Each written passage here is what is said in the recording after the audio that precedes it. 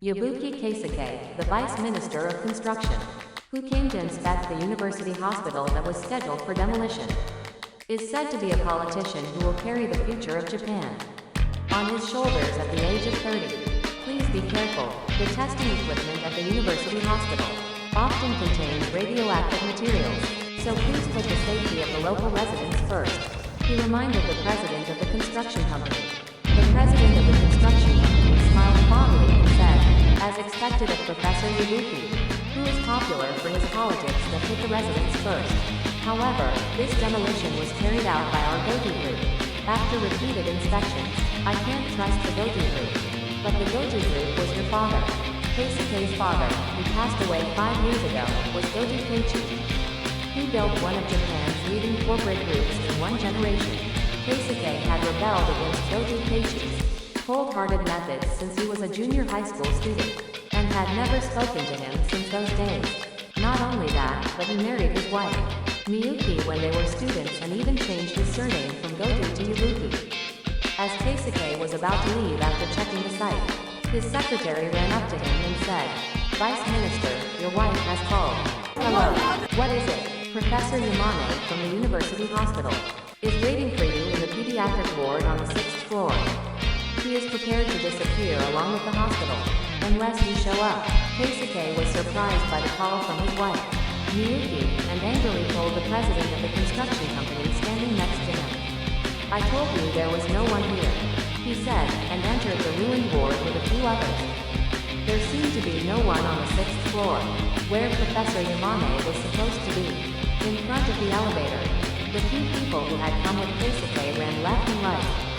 Suddenly, a white-haired doctor called out to Keisuke, who was left alone. "You must be Go-to Keisuke.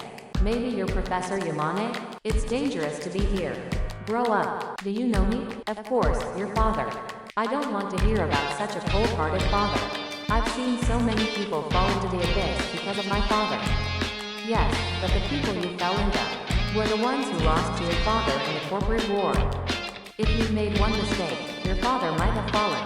Either way, I can't forgive my father." "Well, that's fine. Come here." Professor Yamane beckoned. Keisuke followed him as if he was being dragged by something, and at the end of the ruin-like corridor, there was a clean ward in one corner. Professor Yamane guided Keisuke into the ward. Then, first, wash your hands with that detergent. Bacteria are especially likely to get between your thumbs, so wash them thoroughly. Professor Yamane then had Keisuke put on an antiseptic suit. "Wait here for a moment," he said, and left. After just a few minutes, Keisuke felt a presence behind him and turned around, and saw a glass wall that allowed him to see inside the ward. Behind the glass, several nurses and doctors were running around busily. One nurse said, "Dr. Yamane, this is an emergency. He seems to be quite ill." There was the young doctor, Professor Yamane, who nodded silently. A young child was brought in. The name written on the small incubator was Go-to Keisuke. 6 doctors and 6 nurses performed a long operation. In critical condition, Keisuke's small body had IV drips and blood transfusions in both arms and legs. Numerous pieces of equipment in his chest, and tubes connected to his nose and mouth. When the surgery was finally over, a man was ushered in. His name was Go-to Keiichi. It was Keisuke's father. After hearing about his condition from Yamane, he simply nodded with his head down, saying, "Yes, yes." His expression was unsure, his back was bent. He didn't look like a man who had accomplished a great feat in one generation. He was crying and bowing repeatedly to Yamane, saying, "Please take care of Keisuke."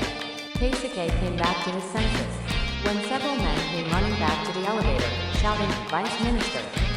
There's nothing wrong.